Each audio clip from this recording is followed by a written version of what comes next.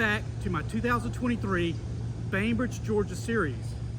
In today's video, we're going to walk around this historical, hauntingly beautiful Oak City Cemetery and see some of the notable people that are buried here. I am Danny, and welcome to my channel, Danovator, where my experiences become your adventure. Please follow me if you dare.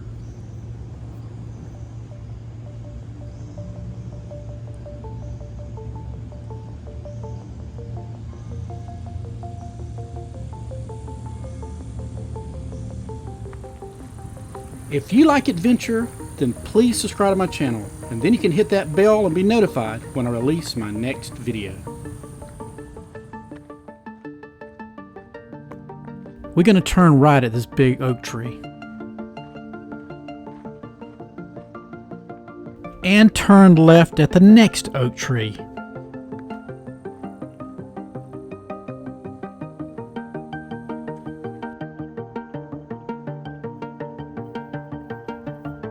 This is the grave of Samuel Marvin Griffin. He was a World War II veteran who became Georgia's 72nd governor from 1955 to 1959.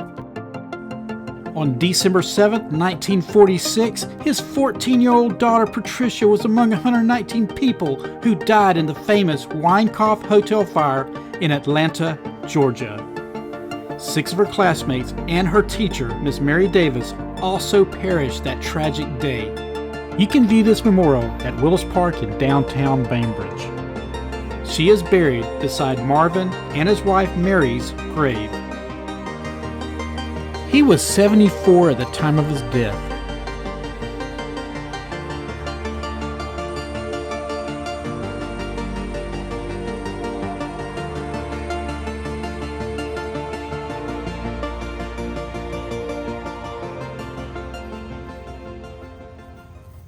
Let's go check out our next grave site.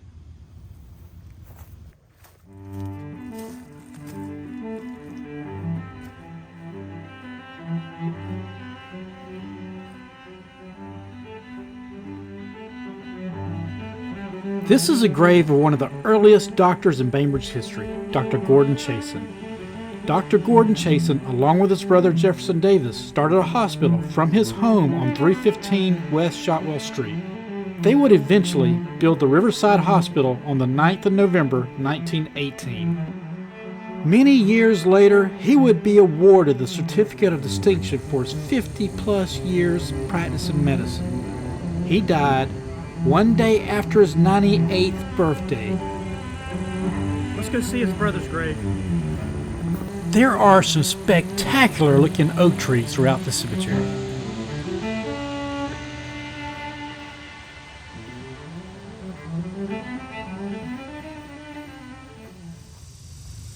This is the gravesite of Dr. J.D. Chason. The older brother of Dr. Gordon Chason, Dr. Jefferson Davis Chason, co-founded the Riverside Hospital. The newly reimagined Chason Park is named after this early Decatur County pioneer. Dr. J.D. Chason died 1 month before the Riverside Hospital opened. He died at the age of 57. Now we're going to head west to our next gravesite. This cemetery has so many unique headstones. The beauty around here provides a peaceful environment for a relaxing afternoon stroll.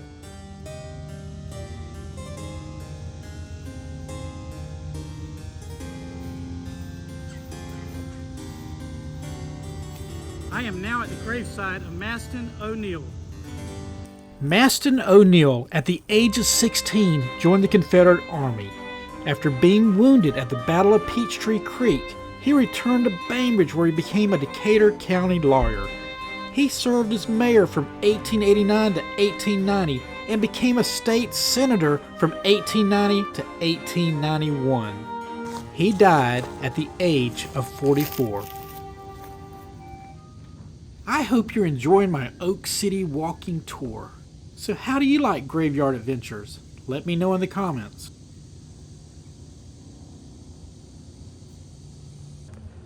I personally find it interesting to see the different ways families honor their lost loved ones.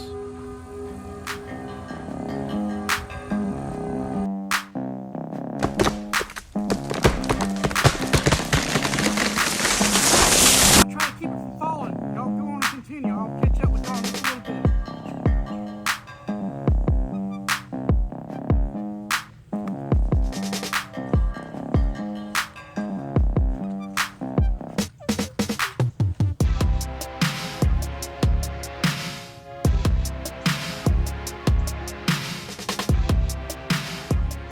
That was a close call. You have to be careful under some of these old trees.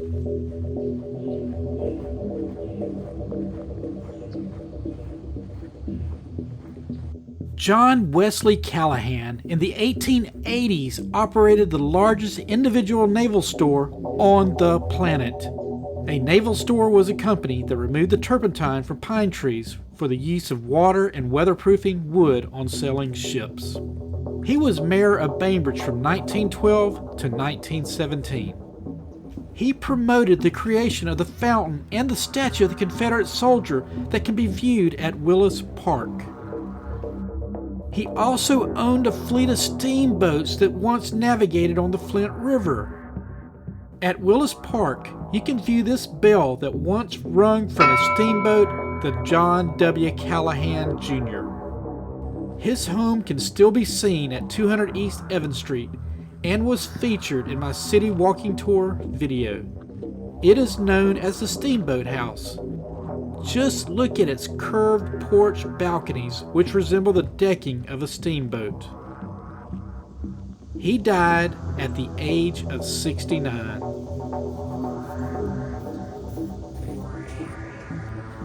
Just right around the corner from Mr. Callahan is our next gravesite.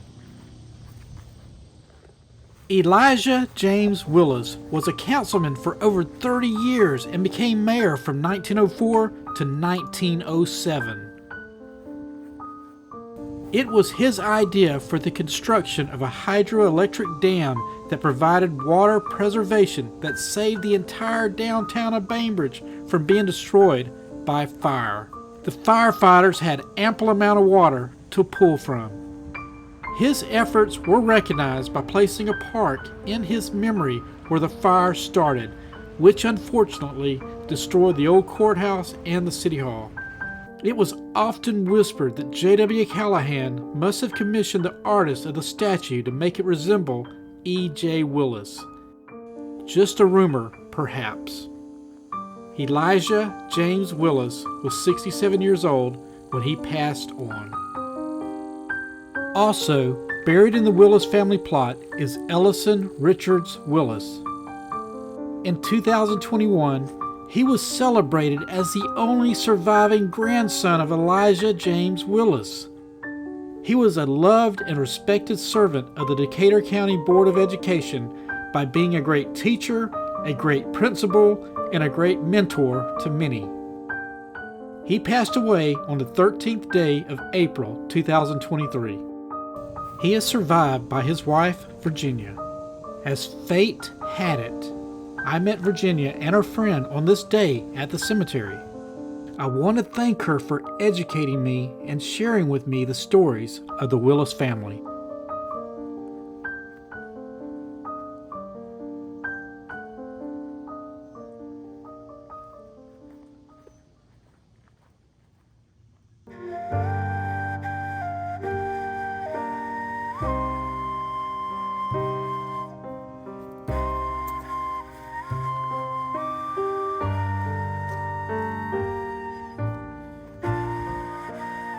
In 1878, the west section of the Oak City Cemetery became one of the first Jewish cemeteries in South Georgia.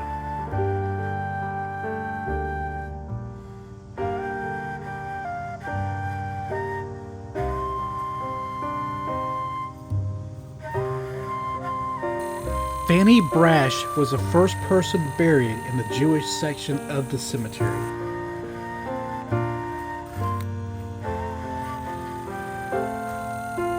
None of her 4 siblings lived past the age of 20.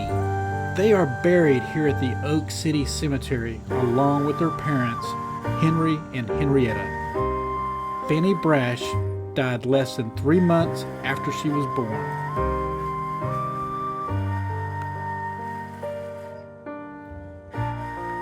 There are many gravestones that are written in English on one side and written in Hebrew on the other side. This signifies their Jewish heritage.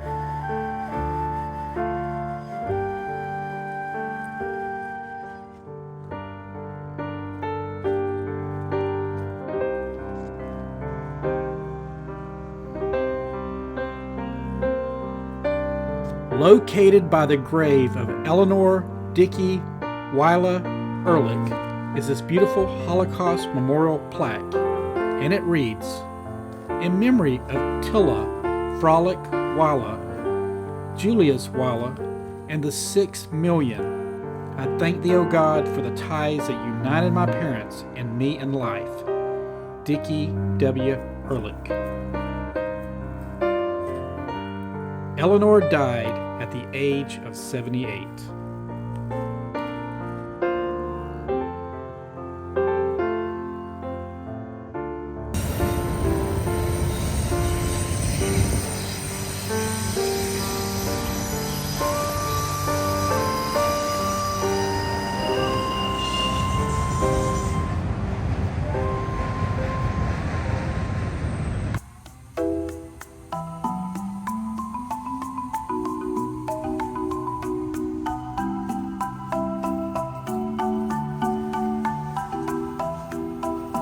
Let's see what this building is.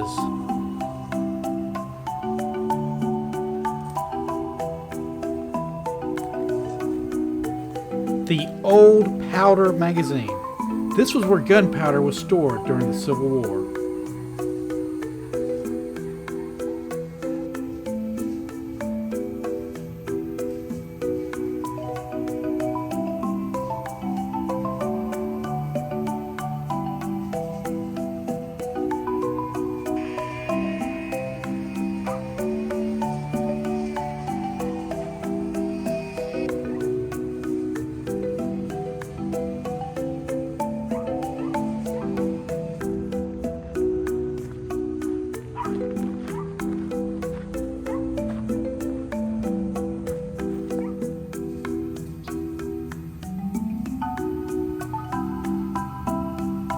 This is the gravesite of William Peabody.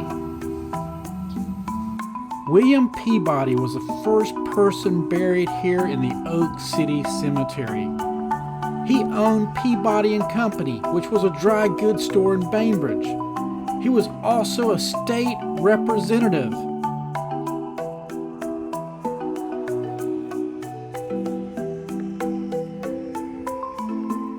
William Peabody died at the age of 46.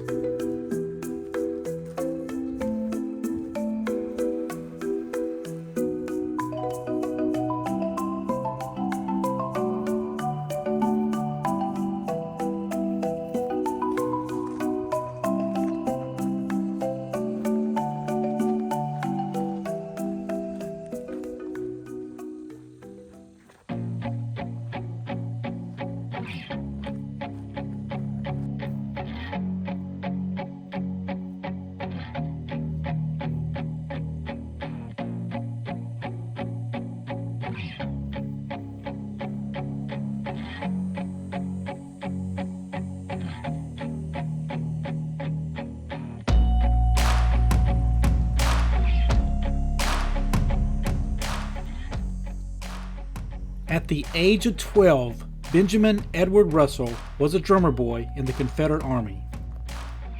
At the end of the war, he had earned the rank of first lieutenant. He was elected mayor of Bainbridge in 1881 and served 5 years as postmaster. In the late 1800s, he was a member of the U.S. House of Representatives from the Georgia's 2nd District. After his political career, he returned to the Bainbridge Democrat, a local newspaper where he was once editor. He died at the age of 64.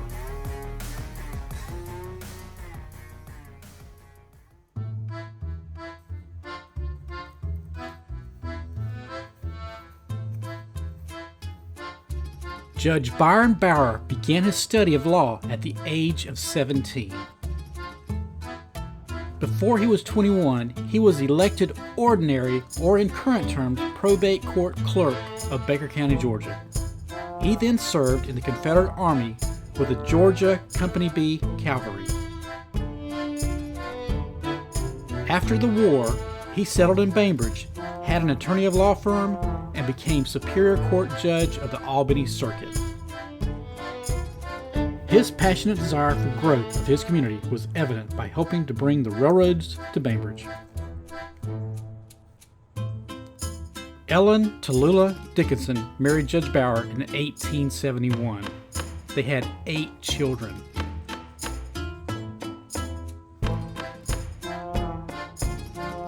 She died at the age of 32.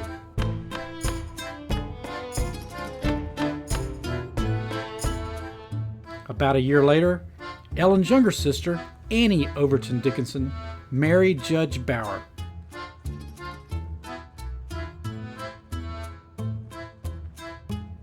But she died less than a year later at the age of 29. As you can see, the 2 beautiful statues are not looking towards each other, maybe because the judge didn't want them to argue about their time with him, and he wanted them to just rest in peace. Judge Byron Bower died one day before his 84th birthday.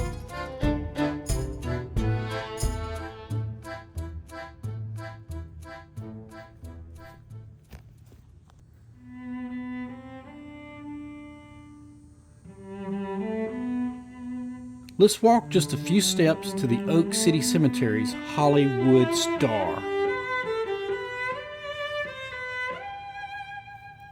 Miriam Hopkins lived in Bainbridge as a small child before moving with her family to New York City. She is related to the Bower wives. Ellen and Annie were the daughters of Miriam's great-grandfather, James Dickinson. James was Bainbridge's 4th mayor and was the founder of the local St. John's Episcopal Church. Miriam attended Syracuse University, where she majored in drama and performed on Broadway. In 1929, she had her first Hollywood movie role in the movie The Home Girl. She even starred in the 1932 horror classic Dr. Jekyll and Mr. Hyde, in which she played the part of Ivy Pearson. Her greatest honor, though, was an Oscar nomination for Best Actress in the 1935 movie Becky Sharp. This was also the first feature-length film to use the 3-step Technicolor process. Her career included roles in 36 feature films and performances on television shows from the late 1940s to the late 1960s. She had 2 stars on the Hollywood Walk of Fame, one for motion picture and the other for television. She died in New York City on the 9th of October, 1972, and was laid to rest here. It is written on her grave, "Good night, sweet princess, and flights of angels, sing thee to thy rest."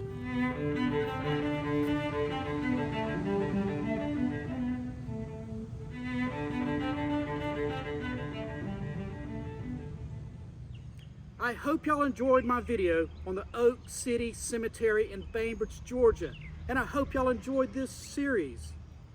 If you did, please give me a big thumbs up. Please subscribe and hit that bell so you'll be notified when I release my next video. I will see y'all on the next adventure.